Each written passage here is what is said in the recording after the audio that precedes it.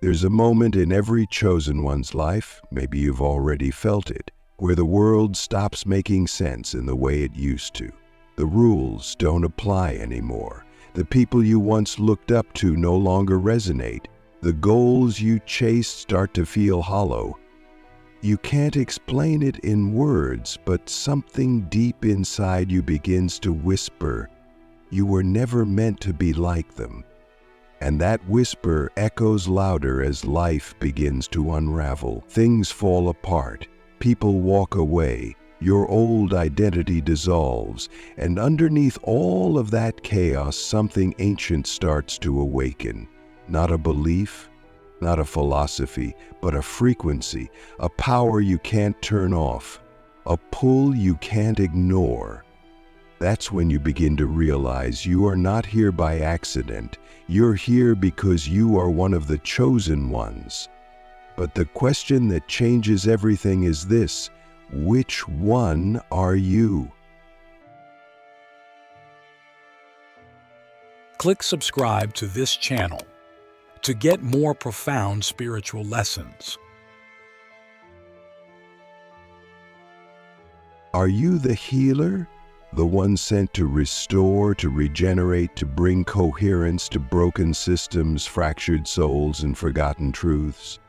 Or are you the breaker, the one here to dismantle, to disrupt, to tear down the illusions and lies that have choked humanity for lifetimes? Most people don't want to ask this question, because it's easier to pretend we're all here to raise the vibration, to bring peace, to be kind and compassionate and gentle. But the truth is far more complex and far more sacred, because not every chosen one was sent here to heal. Some of us were sent here to burn, to break, to expose and destroy the structures that no longer serve. And both are divine, both are essential, both are sacred roles in the rebirth of a world that has forgotten how to feel. I know this might be confronting, because we've been taught to reject the breaker within us. We've been taught to suppress our anger, our fire, our holy rage. We've been told that compassion means softness, that love means silence, that peace means compliance. But what if that's a lie? What if your anger isn't dysfunction, it's direction? What if your urge to break things isn't rebellion, it's remembrance? What if the system you were born into was never meant to survive your presence because your presence was sent to dismantle it? And on the other side, what if your sensitivity isn't weakness, it's wisdom? What if your softness isn't a flaw, it's a frequency that heals by simply existing? What if your pain wasn't a punishment, but a curriculum, a sacred training that forged you into the kind of healer who doesn't just comfort others, but awakens them? You see, neither path is better, but they are different, and the key to unlocking your destiny is to stop trying to be both and become fully what you were sent to be. So let's ask the hard questions, the ones most people avoid. When you walk into a room, what happens? Do people relax? Do they open up? Do they feel safe to unravel? Or do things shake? Do illusions shatter? Do lies collapse? Do people suddenly feel the weight of their own masks? That's not random. That's field intelligence. That's energetic signature. That's your soul doing what it came here to do. Without effort, without intention, just pure presence. And maybe you've been judged for it. Maybe people told you you're too much, too intense, too sensitive, too cold, too fiery, too soft, too direct, too quiet, too loud. But what they were really saying was, your truth makes me uncomfortable. And that's the point. Because the chosen ones were never sent here to blend in. We were sent here to shift the grid. And sometimes That shift requires healing, and sometimes it requires breaking. And it takes radical self-honesty to know which one you are. So let me ask you something deeper, a question you'll feel in your bones. When you look back at your life, where does your power live? In the moments you mended what was broken, or in the moments you burned down what was false?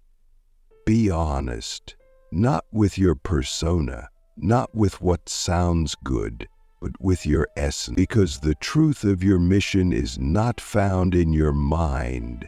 It's found in your pattern, in your presence, in the way reality bends around you when you stop trying to be what you're not. I've met healers who tried to be breakers and they ended up exhausted, bitter, and drained. I've met breakers who tried to be healers and they ended up apologizing for their own power. That's not alignment. That's abandonment. And the world doesn't need more of that. The world needs you, fully you, in your sacred tone, in your unique role, in the truth that doesn't fit in a meme or a mantra, but pulses through your body like a divine remembrance. That pulses through your body like a divine. That's what changes things. Not imitation, not performance, but embodiment. You want to know how to tell which one you are? Look at your impact, not your intention, but your effect. When people come into your field, what happens? Do they remember their wholeness, or do they feel the weight of their lies? Do they feel safe to open, or are they suddenly faced with the parts of themselves they've avoided for years?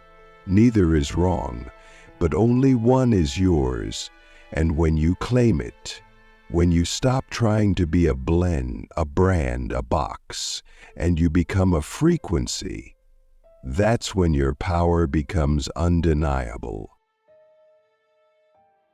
But this path is not for the faint of heart, because whether you're a healer or a breaker, your life will be a mirror of your mission. Healers are often born into families full of pain, addiction, silence. They learn to read energy not by choice, but by survival. They become the emotional regulators, the silent holders, the invisible alchemists. And that training becomes their gift. But only when they stop trying to fix everyone and start healing themselves. Because until then, their gift becomes a prison, a loop, a pattern of self-abandonment disguised as love. Breakers, on the other hand, are born into systems that try to silence them. They're punished for speaking truth, labeled rebellious, difficult, dangerous. They feel like they don't belong because they don't. Their presence is too disruptive, too raw, too real. But that disruption is the key, because every system that tried to tame them was actually training them to become the sword that cuts through illusion. But only when they stop projecting their rage outward and start refining it inward. Because until then, their fire becomes destruction, not transformation. So the question becomes, are you ready to remember who you truly are? Are you ready to stop negotiating your essence? To stop performing the version of yourself that gets the most approval? Are you ready to let your soul take the lead? Even if it costs you comfort, even if it costs you relationships, even if it costs you the illusion of safety. Because that's the price of alignment. But the reward is freedom. The kind of freedom that can't be given or taken, the kind that lives in your bones, the kind that radiates from your field, the kind that makes you undeniable in a world built on pretending. So choose.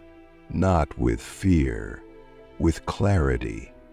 Choose your role, choose your truth, choose your frequency, and walk it fully, fiercely, freely, because that's how the world changes, not through more noise, but through real presence.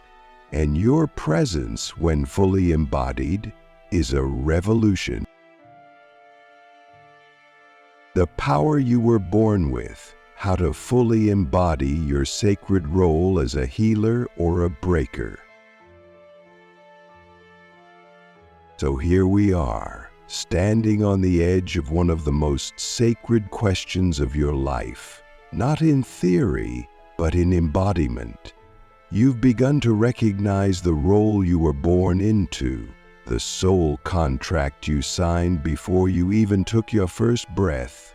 Whether you are a healer or a breaker, the moment you accept your path, your world begins to reconfigure itself.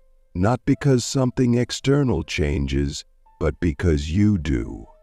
You become coherent, aligned. You stop leaking energy trying to be what you're not. You stop apologizing for the truth that lives in your bones. You stop negotiating with systems that were never designed to hold your power. And in that moment, you begin to live not from ego, not from programming, but from essence. And essence is magnetic. Essence bends timelines. Essence is the language of the divine. When you embody your true role, the universe doesn't just respond, it reorganizes. Let's talk about what embodiment really means. It's not about saying the right words, wearing the right symbols, or curating the perfect spiritual image. It's about what you carry in your field, how your energy speaks before your mouth ever opens.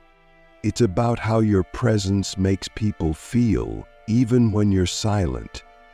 It's about the invisible architecture you walk with, the signature you leave in a room long after you've gone. Embodiment means you are no longer acting from your identity, you are acting from your essence.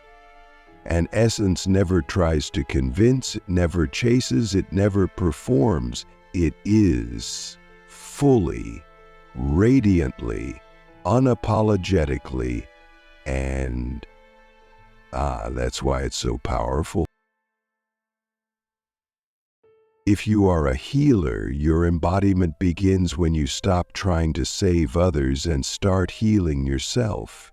I mean deeply, not the kind of surface-level self-care we're sold, but soul-level reclamation. You begin to excavate your own conditioning. You stop bypassing your pain and finally let it teach you. You stop holding space for everyone else's wounds while ignoring your own. You begin to fill your own cup so completely that your presence begins to overflow, not with effort, but with truth. Because the most powerful healers don't heal by fixing. They heal by being.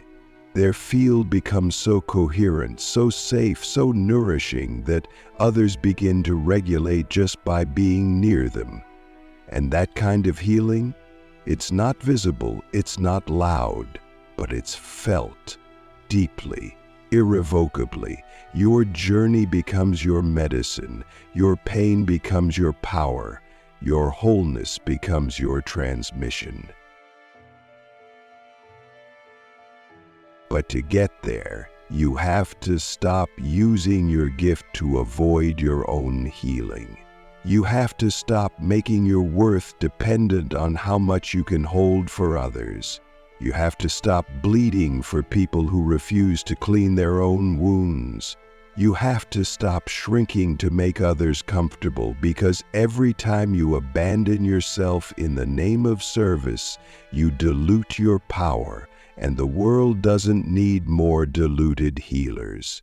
It needs you whole, full, radiant. You were not sent here to be a martyr. You were sent here to be a mirror a living reflection of what it looks like to be radically, beautifully integrated, and that reflection awakens others, not through force, but through resonance. Now, if you are a breaker, your embodiment begins when you stop projecting your rage and start refining your fire. You stop burning everything in sight and start using your flame with surgical precision. You learn to wield your truth like a sacred blade, not to hurt, but to liberate. You stop reacting from wounds and start acting from wisdom.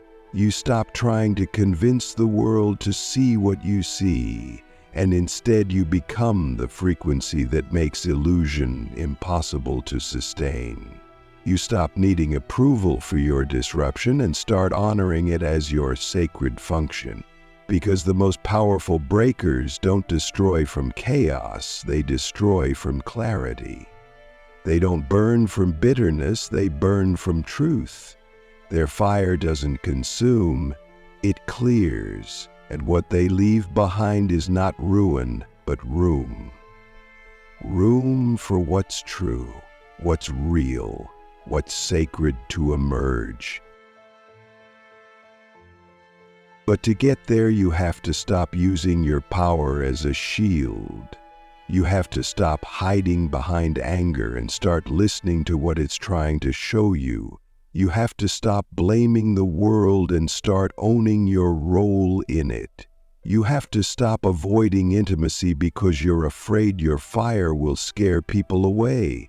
Because here's the paradox: when your fire is refined, it becomes the very thing that awakens others. It becomes the flash of lightning that shatters illusion, the sacred chaos that breaks the trance, the divine disruption that makes room for truth. But only when it's clean, only when it's coherent, only when you've done the work to transmute your pain into purpose. You were not sent here to destroy for the sake of destruction. You were sent here to break what no longer serves, and that breaking is a blessing. So how do you know when you're truly embodying your role? Simple. Your life begins to mirror your essence. Not perfectly, not without challenge, but clearly. As a healer, you begin to attract people who are ready, not people who want to drain you, use you, or worship you. You begin to create spaces that feel like sanctuaries. You begin to speak not from obligation but from overflow. You begin to feel peace, not because you've escaped the world but because you've integrated it, and that peace becomes contagious. As a breaker, you begin to walk into rooms and feel the energy shift, not because you're trying, but because your presence reveals what's false. You begin to call in opportunities to disrupt patterns, to break cycles, to challenge systems, not from ego, but from alignment. You begin to feel powerful not because others fear you, but because you trust yourself. And that trust becomes unshakable. But here's the truth. At the highest level, healers and breakers are not opposites. They are complements, two aspects of the same sacred function, transformation. One restores what is sacred, one removes what is false. One soothes, one sears. One holds space, one creates space. One mends the soul, one cuts through illusion. Both are needed, both are holy, both are you. At different moments, in different ways, in different timelines. But your soul knows which one is your primary frequency. And when you honor it fully, your life begins to work, not without challenge, but with clarity. So I ask you now, again, not from your mind, but from your soul, which one are you? Not which one do you want to be, not which one is easier to explain, but which one burns in your bones? Which one lives in your breath, your eyes, your heartbeat? Which one feels like home, not because it's comfortable, but because it's true? And once you feel it, once you know it, the next step is not to talk about it, not to post about it, but to become it. Every day, in every choice, in every moment when the world tries to pull you back into the old self, the safe self, the false self, you choose again. You choose your role. You choose your truth. You choose your essence. And that choice becomes a frequency, and that frequency becomes your impact, and that impact becomes your legacy. This is not a game, this is not a brand, this is not a performance. This is your soul's assignment, and the time for hesitation is over. The time for pretending is over. The time for waiting for permission is over. The world is shifting, the grid is realigning, and the chosen ones are being activated, not in theory, but in embodiment. And the only thing that matters now is this: will you answer the call? Because if you do, if you really do, your life will never be the same. You will lose what is false, but you will gain what is eternal. You will walk through fire, but you will become the fire. You will be misunderstood, but you will be unshakable. You will be tested, but you will be trusted by the universe, by the divine, by the field that is waiting for you to rise.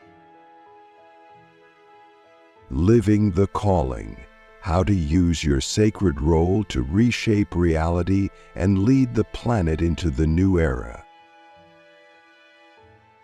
When you've remembered who you are, not in fragments but in wholeness, when you've owned your sacred role as either a healer or a breaker, not as an identity but as a divine function, then comes the part most people quietly fear: living it. Because remembering is powerful, embodying is sacred, but living your role out loud in the world in real time as the person you were sent here to be, that's the ultimate spiritual initiation. It's where the rubber meets the road. It's where the soul stops whispering and starts roaring. It's where you become the walking, breathing, undeniable force of the new world, not in fantasy, not in abstraction, but in presence. And the moment you commit to living your calling, everything false in your life begins to collapse, not as punishment, but as alignment. Because the world you built from your unawakened self cannot hold the weight of who you're becoming. So it falls, and in the ashes of that collapse, you rise. You rise not in ego, but in essence. You rise not because you have all the answers, but because you've stopped pretending you don't know who you are. You rise not because you're fearless, but because you've stopped letting fear dictate your frequency. And that rising, that's what reshapes reality, not through force, not through manipulation, but through resonance. Because when one person lives their sacred role with unapologetic integrity, they open a portal through which others can remember themselves, not through teaching, through transmission, through the invisible, undeniable presence of someone who is fully home in their own soul. This is where the healer and the breaker become world builders, not from the outside in, but from the inside out. They begin to walk the earth as living embodiments of the new frequency. They no longer try to fix the old world. They no longer argue with it. They no longer try to convince those who are committed to staying asleep, because they know, deep in their bones, that the real revolution is not in tearing down the old, but in becoming the new. You don't fight the system, you outgrow it. You don't scream at the darkness, you become the light. You don't wait for permission. You walk as the proof. This is what it means to lead the planet into a new era.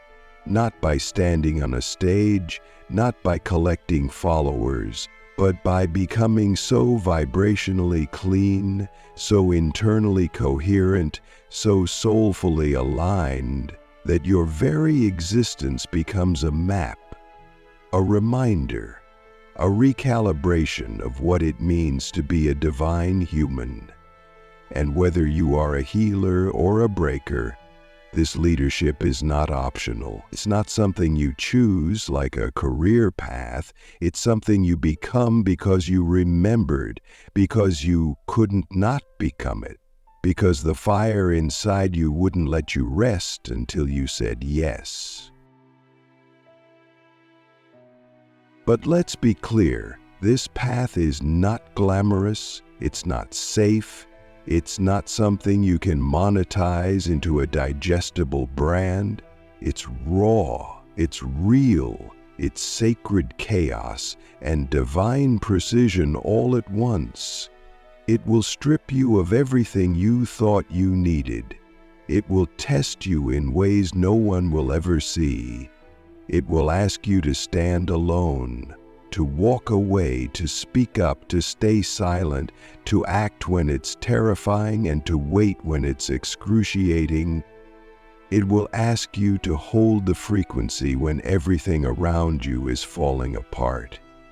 It will ask you to love deeper than you ever thought possible, and to let go when your heart is still breaking. It will ask you to become undeniable, not through performance. And here's the paradox of living your calling. The deeper you go into your role, the less you need to be seen, because the breaker doesn't break to be noticed, they break because truth demands it. And the healer doesn't heal to be thanked, they heal because love requires it. You no longer measure your impact by visibility. You measure it by vibrational accuracy. You measure it by the ripple your frequency creates in the quantum field. You measure it by how deeply you are aligned with your soul, not by how many people understand it. Living your role is not about convincing the world you're right. It's about becoming so rooted in your truth that the world can't help but rearrange around you. You walk into a room and the energy recalibrates. You speak and people remember things they didn't know they forgot. You create and your art becomes a portal. You love and others feel safe to return to themselves. That is the real work. That is the real leadership. Not loud, not flashy, but undeniable. If you're a healer, living your calling means you stop outsourcing your self-worth to how many people you can help.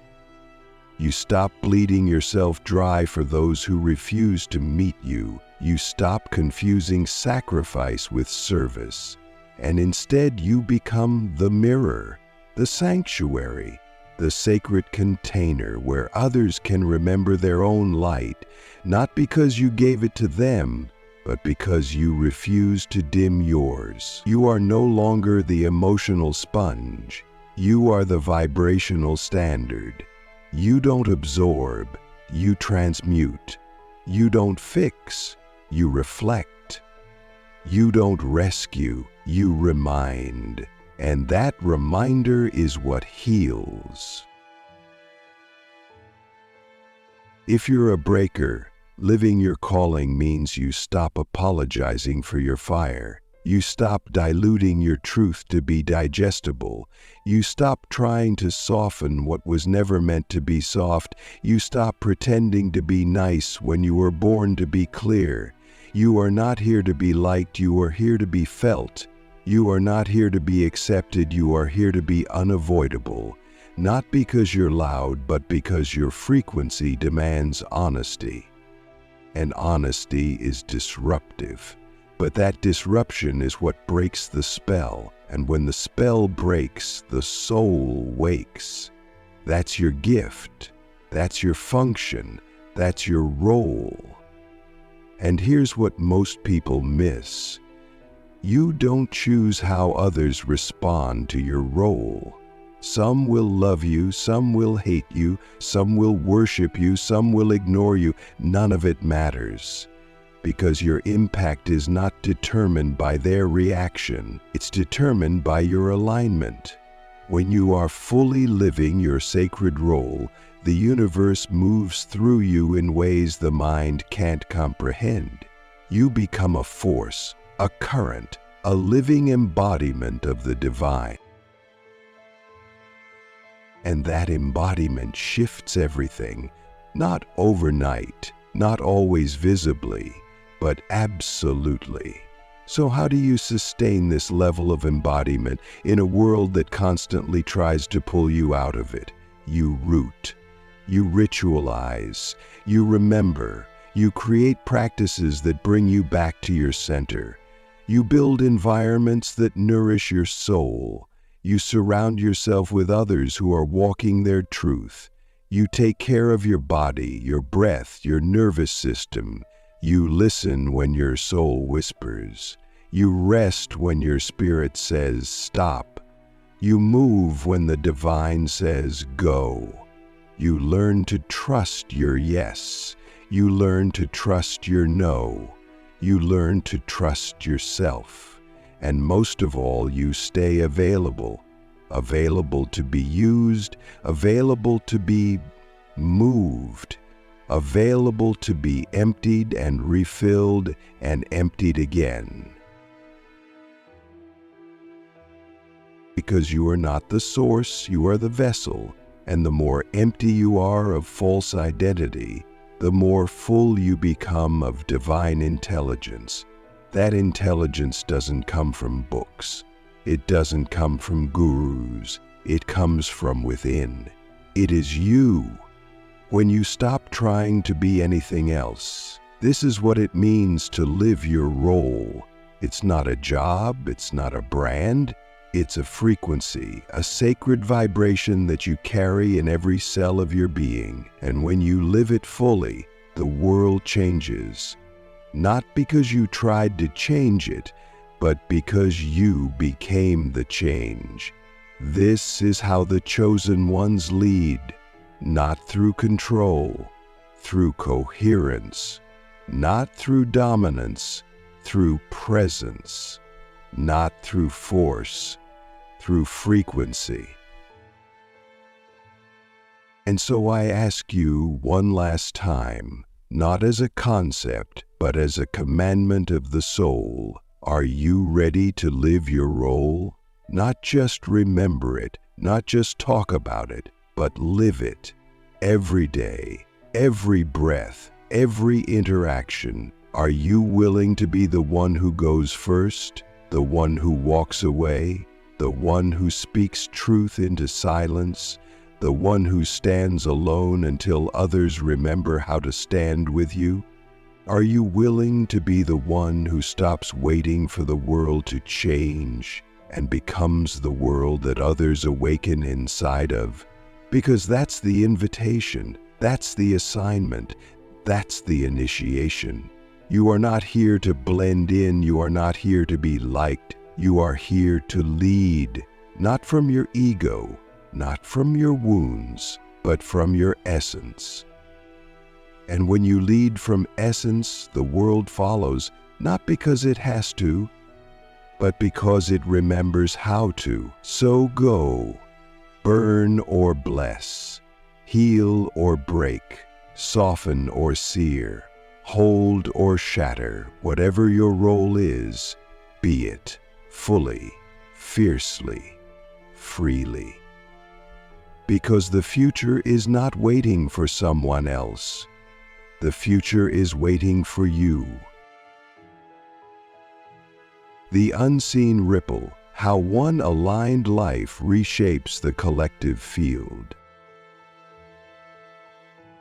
Once you have chosen, truly chosen to live your sacred role, something begins to shift that most won't notice, but the universe always does. The field around you changes. The vibrational web that connects all living things begins to reorganize itself in subtle, powerful, irreversible ways. You, standing fully in your role as either a healer or a breaker, become a living frequency that moves beyond the boundaries of your physical body, beyond your relationships, beyond even your location.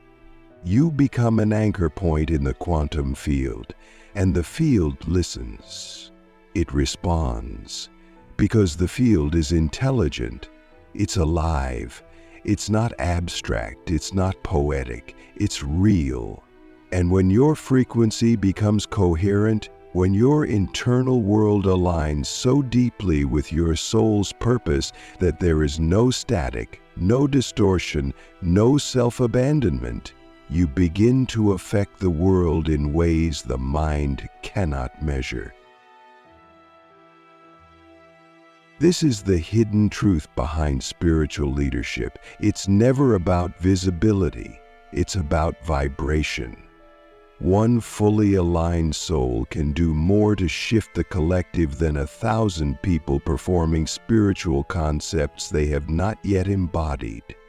One person who has healed their core wounds, reclaimed their sacred role, and walks in unwavering truth can collapse outdated timelines, awaken dormant codes in others, and activate new potentials for the planet without needing to speak a word. That's how powerful you are when you live in alignment. That's how dangerous you are to the systems built on illusion. That's how sacred you are to the evolution of consciousness. But don't expect the world to clap for you. Don't expect validation. Don't expect applause. In fact, the more aligned you become, the more invisible you may feel to the old world. And that is not a punishment. It is protection. The old world cannot hold the frequency of what you are becoming. It cannot comprehend it. It cannot reflect it. And so it falls away. People disappear. Opportunities dissolve. Paths close. And in the silence, in the space left behind, the new begins to arrive. Not all at once, not always dramatically, but in whispers, in nudges, in synchronicities so precise you feel your soul smile. The universe begins to speak to you in a language that only you can understand, because you've finally become fluent in your own truth. This is the path of the chosen one. Not chosen because you're better, not chosen because you're special, chosen because you volunteered. Before you even arrived in this body, you said yes. Yes to the fire, yes to the remembering, yes to the role. You said yes to breaking patterns that have lived in your lineage for centuries. You said yes to healing wounds that your ancestors could not touch. You said yes to carrying a frequency so high, so pure, so disruptive that it would shake everything false around you. And now that yes is echoing through your choices, through your alignment, through the way you walk, speak, love, and create. And while the mind may still ask, am I doing enough? The soul already knows your being is the doing, your coherence is the contribution, your alignment is the activation. Every time you choose your truth over your programming, you send out a signal. Every time you choose love over fear, you strengthen the grid. Every time you choose embodiment over performance, you become more magnetic to the future that is already trying to arrive through you. But this path also demands radical responsibility. Not perfection, not purity, presence. It asks you to stop outsourcing your power, to stop waiting for others to lead, to stop comparing your path to someone else's, because your role is not supposed to look like anyone else's. Your medicine is unique, your voice is specific, your presence is irreplaceable, and the moment you realize that, truly realize it, is the moment you stop performing and start transmitting. That's when your life becomes a living prayer, a walking ritual, a sacred ceremony that others feel even if they don't understand it. So I ask you now, with all the love and fire I can offer, are you living your truth, or are you still waiting for permission? Are you embodying your role, or are you still negotiating your power? Are you holding back your light because others might not be ready, forgetting that you were once not ready, but someone else's light called you forward anyway? This is not the time to hide. This is not the time to shrink. This is not the time to wait for the world to catch up. You are the permission. You are the mirror. You are the portal. And every breath you take in alignment with your soul is a revolution. Every step you walk in integrity is a prayer.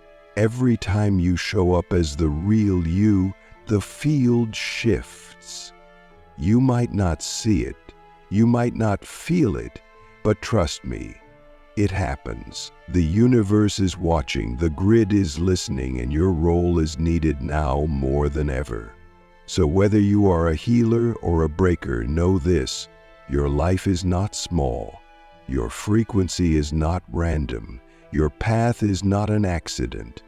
You are encoded with a very specific light, a very specific fire, a very specific purpose, one that only you can carry. And when you live from that place, fully and unapologetically, you don't just change your life, you change the field, you change the future. And that, beloved, is the real work. That is the real legacy. Not what you build, not what you accumulate, not what you achieve, but who you became when the world tried to make you forget, and what you activated just by being fully, fiercely, and freely you.